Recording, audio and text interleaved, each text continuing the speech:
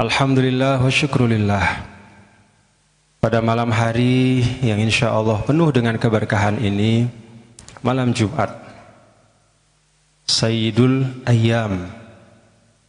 Pada malam yang penuh dengan keberkahan ini kita dapat bersilaturahim, dan saya Muhammad Zainul Majdi ditakdirkan oleh Allah Subhanahu wa taala hari ini duduk di sini karena AA beberapa hari yang lalu menelpon saya.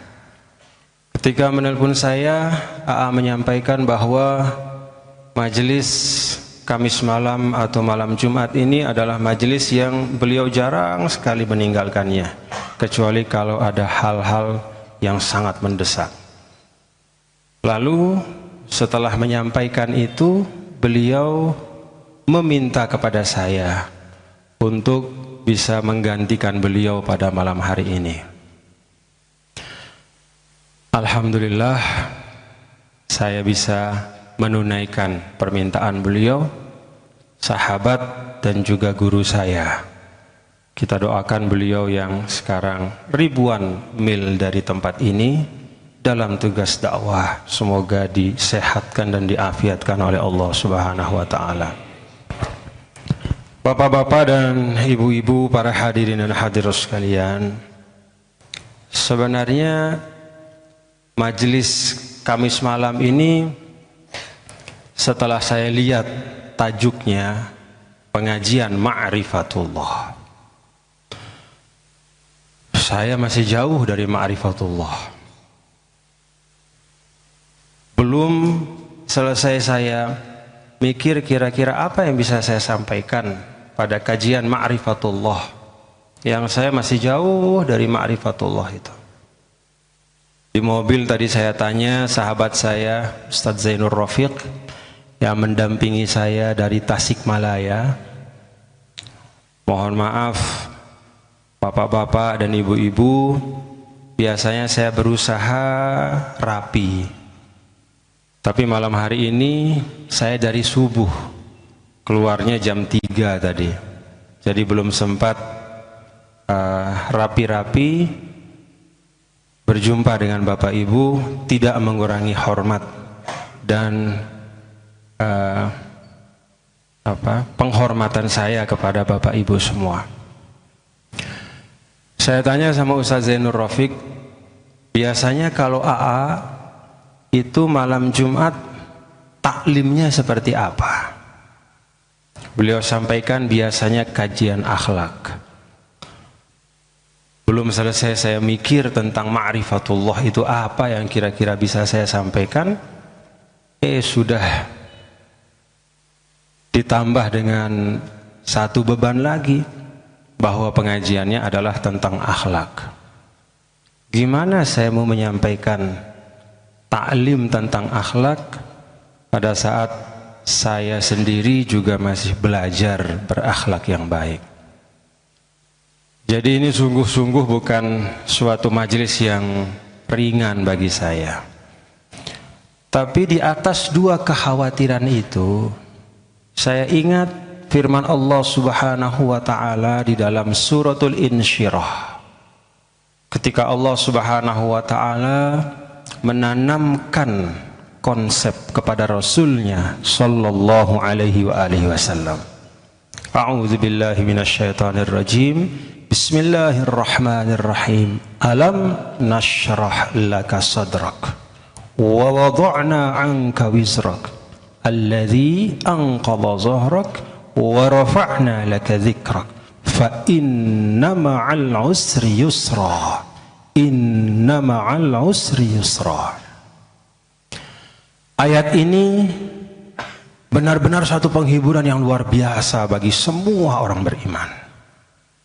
Jadi kalau di dalam ayat ini dua ayat, Allah Subhanahu wa taala dalam struktur bahasa Arab yang sangat cermat. Karena kata para ulama, kalau Anda mencabut satu huruf saja, jangankan satu kalimat, Anda cabut satu huruf saja dari Al-Quranul Karim, lalu Anda cari di dalam semua kamus-kamus terbesar bahasa Arab untuk mengganti satu huruf itu dengan huruf yang lain, maka engkau tidak akan menjumpai gantinya. Jadi memang ketepatan di dalam Al-Quran itu betul-betul mencengangkan. Bagaimana makna-makna itu beruntaian, berjalin, berkelindan dengan struktur bahasa Arab yang tidak bisa digantikan bahkan oleh orang Arab yang paling fasih sekalipun. Maka ketika Allah berfirman, fa inna ma'al usri yusra, inna ma'al usri yusra, dalam dua ayat ini ada dua kalimat ma'rifat, yaitu al-usru yang artinya kesulitan, dan ada dua kalimat yusra yang artinya kemudahan. Apa bedanya Bapak Ibu dan sahabat-sahabat semua? Kalau yang ma'rifat itu diulangi dengan ma'rifat setelahnya, maka yang kedua itu adalah pengulangan dari yang pertama. Maka ketika Allah berfirman, fa inna ma'al usri yusra, inna ma'al usri yusra, sesungguhnya bersama kesulitan ada kemudahan, dan bersama kesulitan ada kemudahan. Maka kata kesulitan yang kedua adalah sama dengan kesulitan yang pertama. Maka walaupun dua kali disebut, hakikatnya hanya ada satu kesulitan. Tapi ketika berbicara tentang kemudahan, Allah gunakan nakirah. Nakirah itu undefined. Dia tidak tertuju kepada kemudahan tertentu, tapi kemudahan secara umum. Kalau nakirah diulangi, maka artinya yang kedua itu bukanlah yang pertama. Sehingga arti dari dua ayat ini adalah satu kesulitan itu selalu ada dua kemudahan. Coba dicermati. Maka begitu mengingat ayat ini, saya jadi senang. Oh, alhamdulillah. Kalau dari surat Al-Insyirah ini, saya punya ada dua kerisauan atau ada dua hal yang membebani saya. Apa yang mesti saya bicarakan tentang ma'rifatullah? Apa yang saya mesti bicarakan tentang akhlak? Dua kerisauan ini tergantikan dengan 4 kegembiraan dan kelapangan. Bahkan mungkin bukan 4. Berapa banyak yang hadir di sini? 100, 200? Tadi di dalam katanya 2.800 hitungannya. Saya nggak tahu bagaimana Daurul Tauhid bisa ngitung yang hadir ya. Ya. 2 kerisauan diganti dengan 2.800 kesukacitaan. Alhamdulillah. Jadi cukup saya melihat dan hadir bersama dengan Anda semua ya, bapak-bapak dan ibu-ibu, hadirin dan hadirat sekalian, merasakan nikmat berjamaah. Dan itu yang pertama yang ingin saya sampaikan pada kesempatan ini. Bagaimana Allah Subhanahu wa ta'ala meletakkan pada jamaah itu keberkahan. Kalau Anda membaca Al-Quran, melihat bagaimana Allah Subhanahu wa ta'ala bicara tentang manusia. Ketika Allah Subhanahu wa ta'ala bicara tentang manusia dalam konteks pribadi-pribadi, apa yang kita dapat serap sebagai makna? Bagaimana potret manusia menurut Anda ketika Al-Quran bicara manusia sebagai individu? Misalnya dalam contoh ayat, innal insana khuliqa halu'a idza massahu syarru jazu'a wa idza massahul khairu manu'a illal musallin. Sesungguhnya manusia itu diciptakan dalam keadaan berkeluh kesah, selalu berkeluh kesah. Idza massahul khairu manu'a, kalau dia dapat suatu nikmat maka manu'a. Kalau bahasa Sasak itu bergem, nggak tahu saya bahasa Bandungnya. Pokoknya kalau sudah dapat, apa itu bahasa Bandung? Nggak bakal dilepas ya. Kalau udah dapat sesuatu yang dia mau, ada nikmat, dia pegang sekuat-kuatnya. Idza massahul khairu manu'a wa idza massahu syarru jazua wa idza massahul khairu manua. Kalau dia dapat sesuatu yang rasanya agak berat di hatinya, enggak habis-habis berkeluh kesah sama Allah. Dia berdoa dengan penuh janji, dengan komitmen. Kalau ada misalnya suami istri yang sulit mendapatkan anak, apa katanya? Lain atana solihan. Kalau saja Allah Subhanahu wa taala memberikan kami anak yang soleh, maka kami akan bersedekah dengan sebanyak-banyak sedekah. Ketika datang anak soleh itu manu'ah. Begitu dapat nikmat dia tahan. Kalau gambaran manusia secara individu, maka yang terlihat bapak-bapak, ibu-ibu, manusia itu penuh dengan keterbatasan di dalam Al-Quran. Idza massahu syarru jazua wa idza massahul khairu manu'a illal musallin. Di dalam ayat yang lain, wa khuliqal insanu dha'ifa. Manusia itu diciptakan lemah sekali. Ketika membaca terjemahan ayat ini, yang terpampang di depan kita adalah potret manusia yang penuh dengan kelemahan. Ketika ada proses Allah Subhanahu wa taala menawarkan amanah kepada bumi dan langit, wa asfaqna minha, dan tidak ada yang berani mengemban amanah itu. Lalu kemudian wa hamalahal insan, manusia kemudian berani menerima amanah itu. Apa kata Allah? Innahu kana zaluman jahula. Sesungguhnya manusia itu benar-benar zalim kepada dirinya, meletakkan sesuatu tidak pada tempatnya. Jahula, dia tidak tahu dalam banyak hal apa yang baik, justru dia tinggalkan yang buruk dia lakukan. Potret manusia secara individu dalam Al-Quran penuh dengan kelemahan dan keterbatasan. Potret ini bapak-bapak dan ibu-ibu kemudian berubah ketika bergeser manusia dari sendiri menjadi bersama-sama. Tumbuhlah kemudian panggilan Allah dalam kebersamaan itu dalam bentuk ya ayyuhan nas. Maka mulailah kita merasakan aura kekuatan. Ketika satu itu menjadi kebersamaan, ketika satu individu menjadi kekuatan kolektif, maka mulai terasa ada kekuatan. Sesuatu yang kolektif itu kemudian mencapai puncaknya, menjadi betul-betul energi yang luar biasa, yang kalau dulu pada hampir 15 abad yang lalu, pada masa Nabi besar Muhammad sallallahu alaihi wasallam merubah peradaban dunia, ketika ya ayuhan nas itu bertransformasi menjadi ya ayyuhalladzina amanu. Nah, jadi dari 3 level penggambaran manusia di dalam Al-Quran ini, mulai dari ketika dia individu sendirian penuh dengan kelemahan,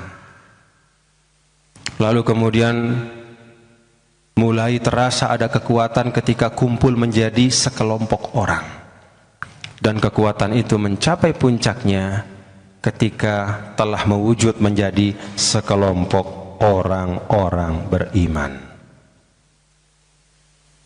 Itulah sebabnya bapak-bapak dan ibu-ibu, hadirin dan hadirat sekalian, mengorganisir diri di dalam satu kebaikan, sebagaimana yang AA guru kita lakukan di Darut Tauhid. Ini adalah bagian dari mewujudkan apa yang Allah Subhanahu wa taala gambarkan di dalam Al-Quran, dari level kesendirian menjadi kebersamaan yang di dalamnya penuh dengan keberkahan. Alhamdulillah. Bapak Ibu hadirin dan hadirat sekalian, saya pada kesempatan ini ingin mengutip sedikit saja sebagai bagian dari renungan kita tentang proses kita belajar.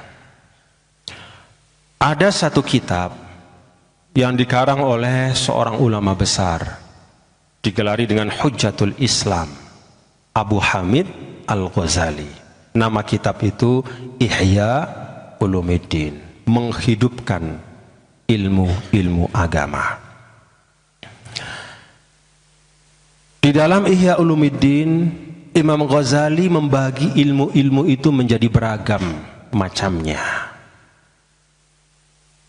Ada ilmu yang disebut dengan Al-Qismul Mahmud, yaitu ilmu yang memang terpuji, ilmu yang memang pantas kita menafkahkan umur kita untuk mencarinya, ilmu yang wajar kita melelahkan lutut kita untuk duduk di majelisnya, ilmu yang perlu untuk kita melangkah jauh untuk mendapatkannya.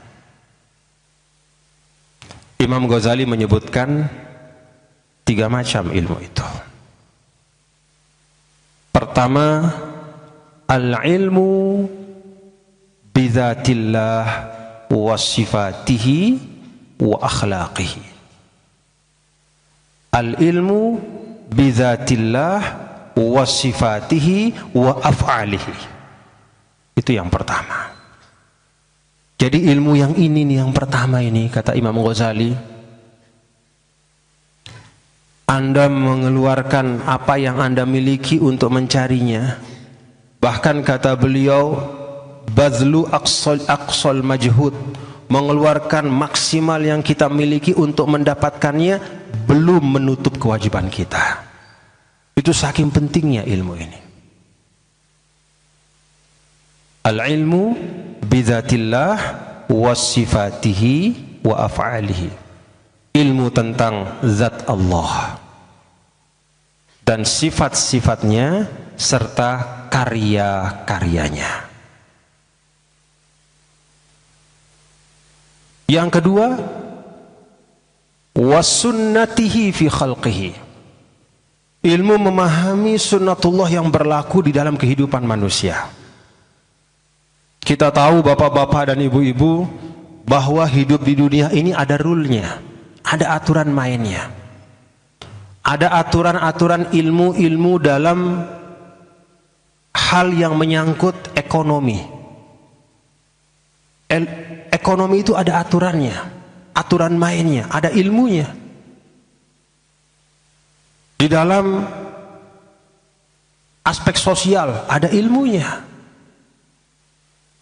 Teknologi ada aturannya. Kata Imam Ghazali, ilmu yang terpuji adalah memahami bagaimana bekerjanya sunnatullah dalam kehidupan manusia. Lalu yang ketiga, wa hikmatihi fi tartibil akhirati ala dunia.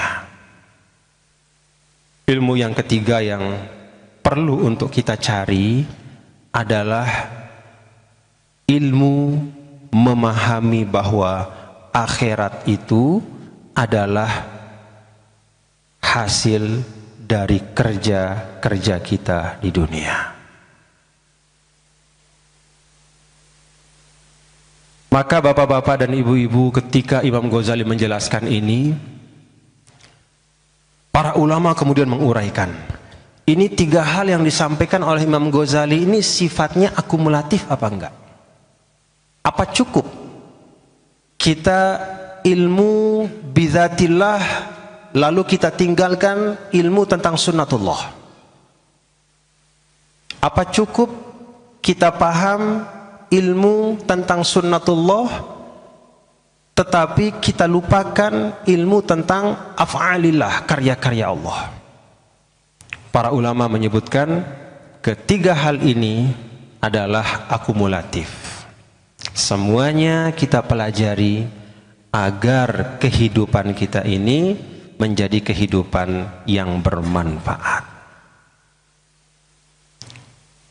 Nah, bapak-bapak, ibu, hadirin dan hadirat sekalian yang dirahmati Allah Subhanahu wa taala. Bagian yang pertamanya saja rasa-rasanya nggak cukup umur kita. Belajar tentang zatillah, belajar tentang sifatillah, belajar tentang af'alillah. Satu saja sifatillah. Sifatillah itu artinya sifat-sifat Allah.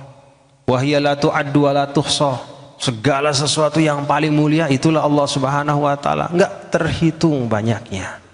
Pilihannya untuk memudahkan umat agar kita punya acuan dan punya rujukan ada 99 yang disampaikan oleh Nabi kita, Nabi besar Muhammad sallallahu alaihi wasallam. Di luar 99 itu tak terhitung asmaullah, sifat-sifat Allah yang mulia. Belum lagi ilmu tentang af'alillah. Kerja-kerja Allah itu selalu kerja yang terbaik. Apa yang Allah Subhanahu wa taala tetapkan dan takdirkan itu selalu yang terbaik. Maka Imam Ghazali mengatakan laisa fil imkan abda'u mimma kana. Kalau sesuatu itu sudah terjadi, ya itulah yang terbaik. Maka Rasul sallallahu alaihi wasallam melarang kita jangan banyak-banyak menggunakan kata lau. Seandainya. Fa inna lau taftahu amala syaitan. Kalau terlalu banyak bilang seandainya, itu akan membuka pintu fitnah dari syaitan.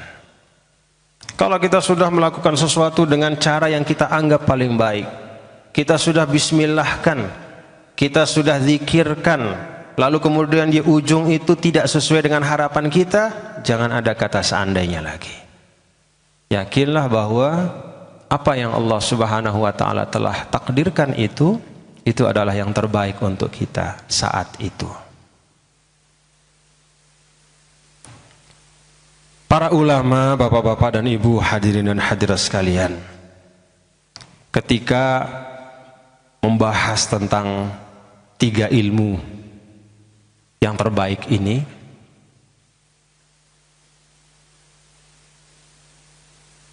Imam Nawawi mengatakan kadal ihya'u ayyakuna Qur'anan. Emang kata Imam Nawawi, penjelasan Imam Ghazali dalam Al-Ihya itu benar-benar hal-hal yang istimewa, hal-hal yang pokok dan prinsip. Kalau ada istilah dalam tanda kutip Al-Quran buatan manusia, ya, dalam tanda kutip nih, artinya karya manusia, intelektualitasnya lengkap di situ, spiritualitasnya lengkap di situ, kata Imam Nawawi, itulah kitab Al-Ihya. Nah, bapak-bapak dan ibu, hadirin dan hadirat sekalian yang dirahmati Allah Subhanahu wa taala, pada kesempatan ini saya ingin bagian dari ilmu yang kedua tentang sunnatullah fi khalqihi. Bapak Ibu, semua hal-hal penting yang ada di dalam kehidupan kita itu ada kata kuncinya di dalam Al-Quran. Ambil contoh rezeki. Saya pikir tidak ada manusia yang tidak ingin mendapat rezeki yang banyak. Betul ya Bapak Ibu? Ingin dapat rezeki yang banyak dan berkah. Amin. Ketika bicara tentang rezeki, maka Al-Quran menjelaskan dalam ayat-ayat yang berbeda, pertama tentang hakikat rezeki itu, lalu yang kedua jalur yang terbaik untuk mendapatkan rezeki itu, lalu yang ketiga fungsi rezeki itu dalam kehidupan manusia. Ketika Allah bicara tentang hakikat rezeki, apa kata yang Allah gunakan di dalam menggambarkan rezeki itu? Kita baca dalam surah Al-Jumu'ah. Ya ayyuhalladzina amanu idza nudiya lis-salati min yaumil jumu'ati fas'au ila dzikrillah wa dzarul bai'a dzalikum khairul lakum in kuntum ta'lamun fa idza qudiyatis salatu fantashiru fil ardi wabtaghu min fadlillah. Maka kata ulama, rezeki itu adalah fadlillah.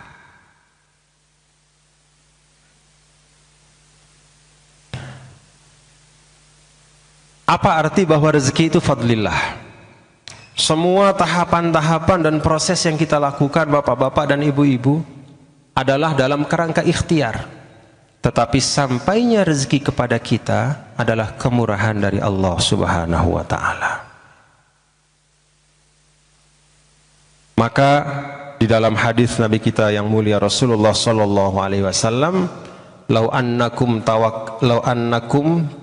tawakkaltum haqqa tawakkulihi," ya, kalau engkau benar-benar bertawakal, jadi menggantungkan harapan itu hanya kepada Allah Subhanahu wa ta'ala, jangan geser. Bagaimana kalau menggantungkan kepada Allah itu bergeser? Yang terjadi seperti apa yang menimpa Nabi Yusuf alaihissalam. Nabi Yusuf di dalam penjara karena difitnah.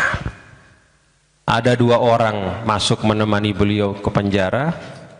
Lalu suatu hari yang keduanya itu melapor kepada Nabi Yusuf bahwa mereka masing-masing bermimpi. Yang pertama, "Inni arahni ahmilu fawqa ra'si khubzan ta'kulut tayruh."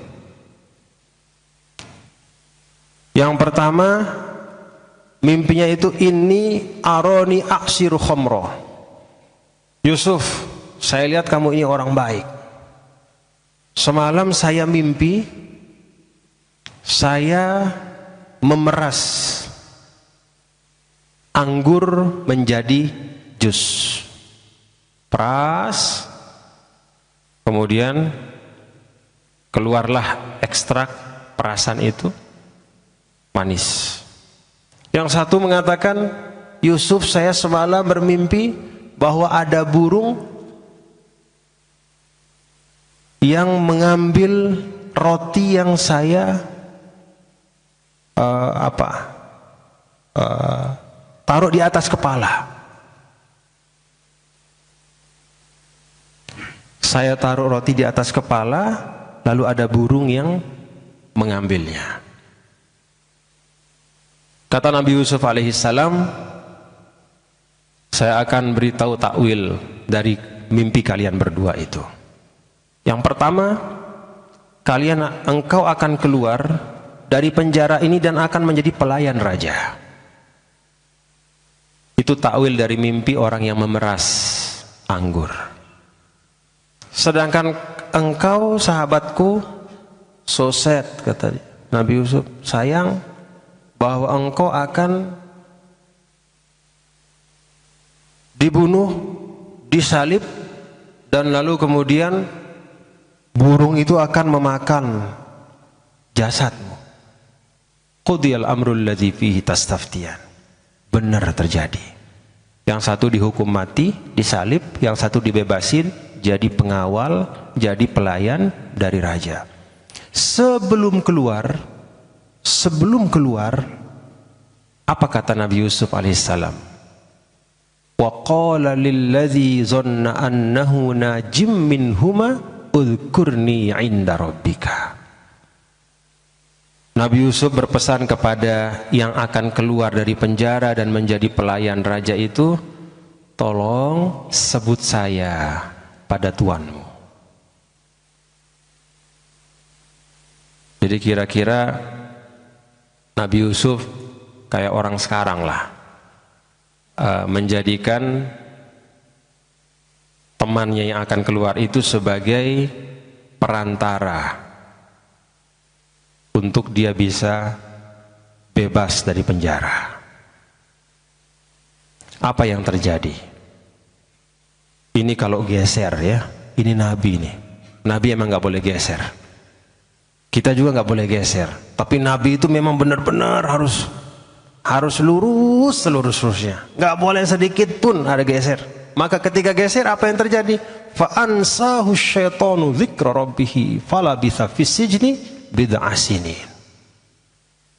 Maka Allah Subhanahu wa taala membuat pelayan itu lupa. Lalu Nabi Yusuf tinggal di penjara dari jarak antara 3 sampai 9 tahun. Gara-gara geser. Geser yang sebenarnya seharusnya Nabi Yusuf alaihissalam menggantungkan harapannya kepada Allah, meyakini benar, berdoa kepada Allah, mengutuhkan dan mengikhlaskan tawakalnya hanya kepada Allah. Begitu dikit aja bergeser, lalu ada harapan sedikit kepada manusia dan mengatakan, tolong sebut saya di raja supaya saya segera dibebaskan. Allah balas dengan yang sebaliknya, teguran bagi seorang nabi. Bukannya kebebasan yang didapatkan, justru derita di penjara yang berkepanjangan. Gara-gara satu kata, uzkurni inda rabbik. Bapak-bapak dan ibu hadirin dan hadirat sekalian, kalau Nabi Yusuf dengan satu kata itu membuatnya ditegur dengan teguran yang keras sekali oleh Allah Subhanahu wa taala, kebayang enggak berapa banyaknya kata-kata kita yang kalau Allah tegur seperti halnya teguran Allah kepada Nabi Yusuf alaihissalam, udah enggak keruan-keruan hidup kita. Dikit-dikit bukannya doa, minta tolong. Bahkan kadang-kadang tidak sekedar minta tolong dengan ucapan verbal, nyogok. Nabi Yusuf enggak nyogok. Nabi Yusuf cuma sedikit saja, uzkurni inda rabbik. Tolong ya, beritahu raja, ada Yusuf di sini, tolong dibebasin. Saya ini difitnah, kira-kira kayak begitu. Hanya dengan bergesernya keyakinan dan ketawakalan kepada Allah dengan satu kalimat, Allah tegur dan didik dengan diam di penjara antara 3 sampai 9 tahun.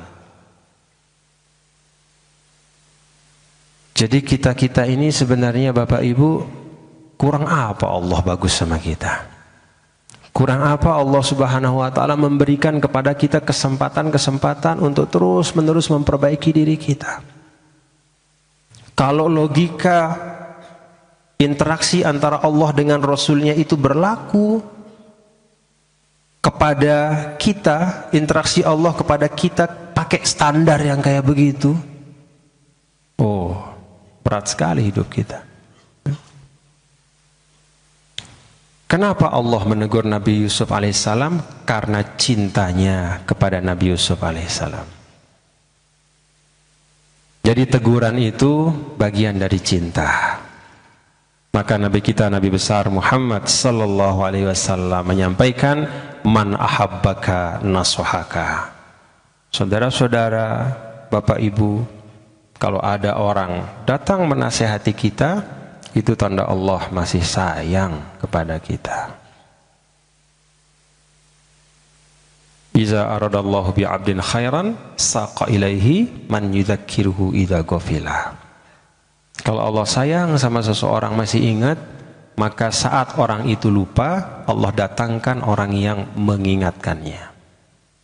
Kalau sudah nggak ada yang berani mengingatkan kita, karena setiap kali ada yang memberi nasihat, kita terima bukan dengan senyum dan terima kasih, tapi justru kita terima, kita respon dengan respon yang mengecilkan hatinya, yang membuatnya enggan untuk bernasihat kembali kepada kita.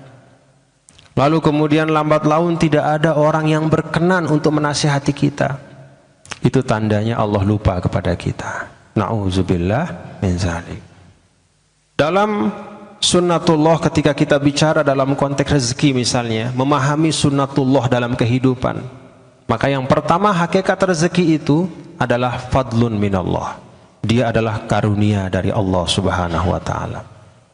Maka tidak ada di antara kita Bapak Ibu yang berhak mengklaim bahwa karena saya sudah bekerja kayak begini, maka harusnya Allah kasih saya kayak begini. Gak bisa. Fadlun minallah wabtagu mim fadlillah. Jadi semata-mata kemurahan dan kasih sayang dari Allah Subhanahu wa taala. Lalu yang kedua, bagaimana cara memperoleh rezeki itu? Wala ta'kulu amwalakum bainakum bil batil. Caranya adalah dengan cara yang baik, jauh dari hal-hal yang mengandung nilai kebatilan. Tidak ada tipu daya di situ. Tidak ada perilaku koruptif di situ. Sampainya kepada kita dengan jalan yang baik dan dalam proses yang baik. Apa fungsi harta di dalam kehidupan manusia? Wala tu'tus sufaha amwalakum allati ja'alallahu lakum qiyaman. Nah, harta itu adalah qiyaman. Dia menjadi urat nadi dalam kehidupan. Dia menjadi backbone di dalam peradaban. Maka ketika urat nadi ini putus, distribusi harta itu tidak lagi berkeadilan, manusia kehormatannya pasti akan hilang. Kalau backbone tulang belakangnya bengkok, yang namanya harta itu backbone dalam peradaban. Kalau dia bengkok karena praktek-praktek manipulatif yang luar biasa, tidak ada pembangunan ekonomi yang berkeadilan, atau mungkin ada kebijakan-kebijakan yang hanya menguntungkan sekelompok orang dan sebaliknya memiskinkan yang lain. Itu seperti tulang belakang yang akut sklerosisnya itu, bengkoknya, nggak bisa diperbaiki. Semua hal-hal penting dalam kehidupan manusia itu konsepnya dijelaskan di dalam Al-Quran. Memahami keseluruhan konsep itulah yang disebut oleh Al-Imamul Ghazali sebagai sunnatillah fi khalqihi. Memahami sunnatullah dalam kehidupan manusia. Maka silahkan bapak-bapak dan ibu, saudara-saudara, kalau tadi kita menyebut sedikit tentang rezeki, tentang harta, bahwa harta itu pertama adalah karunia dari Allah, bukan hak yang kita bawa sejak kita lahir, tapi semata kemurahan Allah. Mendapatkannya harus dengan proses-proses yang bersih, jauh dari perilaku koruptif. Lalu yang ketiga, harta itu fungsinya tidak hanya sekedar untuk menciptakan peradaban yang baik, tapi menegakkan peradaban yang berkeadilan. Maka bahasa Al-Quran qiyaman dari kata qomah, tegak.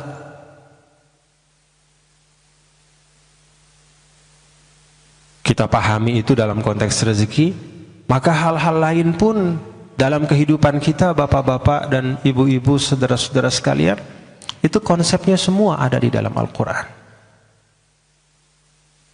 Pahami itu, kita ngaji, kita mengkajinya, maka insya Allah dengan pemahaman yang utuh terhadap konsep-konsep yang dituangkan di dalam Al-Quran, dijelaskan oleh Rasulullah Sallallahu Alaihi Wasallam, maka hidup kita insya Allah akan berkah.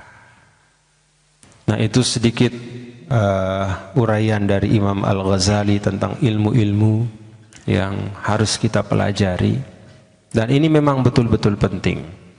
Rasanya kalau dulu Imam Ghazali mengatakan, saya mengarang kitab Ihya Ulumuddin ini karena agama pada saat ini, kata beliau saat itu ya. Ini kata beliau saat itu.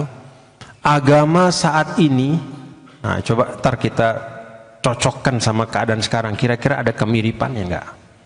Agama pada saat ini, kata Imam Ghazali, itu berwujud menjadi tiga hal. Yang pertama, fatwa-fatwa yang dikeluarkan oleh orang yang berhak ataupun tidak berhak. Tidak menghadirkan solusi, tetapi memperpanjang masalah-masalah yang terjadi. Lalu yang kedua, agama itu berwujud perdebatan-perdebatan di ruang-ruang diskusi yang tidak menghadirkan hati yang lebih dekat kepada Allah, tapi lebih keras dan menjadi sombong. Yang ketiga, agama itu berwujud syair-syair yang indah, lantunan-lantunan kata-kata yang indah, tetapi tidak sesuai dengan keadaan dan kenyataan yang dirasakan oleh umat. Ketika saya melihat bahwa agama saat ini sudah berwujud menjadi tiga hal itu, fatwa-fatwa yang tidak menghadirkan solusi tapi menambah masalah, debat-debat yang tidak melunakkan hati tapi justru membuat orang semakin sombong dan takabur, Syair-syair yang hanya indah di telinga tetapi tak sesuai dengan realitas dan kenyataan umat. Maka saya tulis Ihya Ulumuddin ini. Kok rasanya Imam Ghazali hidup sama kita ya? Abad ke-6. Ternyata sejarah itu repetisi. Selalu ada pengulangan-pengulangan. Maka mari kita semangat ya, belajar apa-apa yang diwariskan oleh para ulama-ulama besar kita. Boleh dia ditulis 600, 700, 800 tahun yang lalu, tetapi sesungguhnya substansi-substansi yang terdapat dalam karangan mereka itu selalu relevan dengan kehidupan kita. Tentu ada hal-hal yang juga berubah, tetapi hal-hal yang menyangkut keumatan itu sering terjadi pengulangan demi pengulangan. Kalau kata Ibnu Khaldun, peradaban itu seperti manusia. Kumpul 2-3 orang, lalu semakin besar, buat satu kampung, kampung semakin besar, jadi kampung besar, setelah besar, lalu sepakat antar kampung bikin satu negara. Setelah sepakat bikin satu negara, supaya tertib, mereka sepakati satu hukum. Lalu kemudian dengan bekal hukum dan kesepakatan itu mereka bangunlah negara itu. Setelah mereka bangun, lahirlah sarana produksi, kemudian menghadirkan uang. Dari uang itu kemudian sarana-sarana dibangun. Setelah semakin banyak uang, sarana banyak, akhirnya masuklah penyakit kemalasan. Setelah timbul penyakit kemalasan, hedonisme di mana-mana, mulailah peradaban itu retak. Ketika dia sudah retak, semakin lemah, akhirnya hancur. Ketika hancur, balik lagi ke bawah. Itu kata Ibnu Khaldun.